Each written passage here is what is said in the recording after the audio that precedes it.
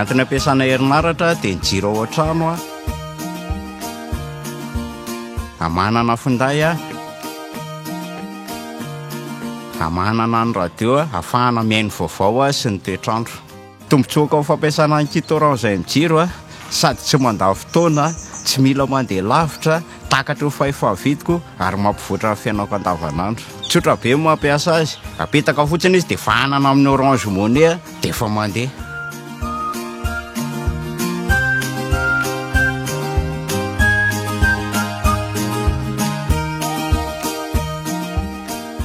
On attend des opérateurs de téléphonie qu'ils rendent de nouveaux services à la population, qu'ils utilisent les mobiles pour aider à la transformation du quotidien des citoyens des pays dans lesquels on opère.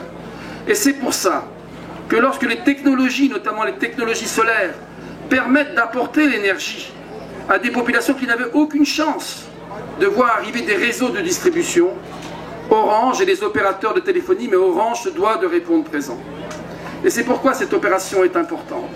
Et c'est pour ça qu'à travers les kits solaires, mais aussi demain, à travers l'énergie solaire que nous utilisons pour nos stations mobiles et qui peuvent être étendues à la population, nous devons participer à cette formidable responsabilité d'apporter l'énergie là où elle n'était pas disponible.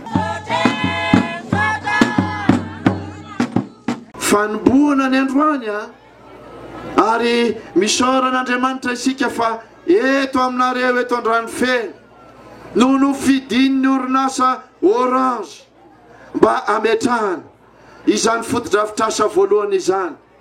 Ka ny fanirianay dia zao, enganeka hitondra fahazavana tanteraka ho anareo izao fotodrafitrasa izao. Ary zao ataontsika izao dia fotodrafitrasa izay hitondra izany fampandrosoana izany ho anareo, satria tsy vitany hoe hitondra herinaratra na jiro fotsiny izany, fa hitondra ny azahoanareo.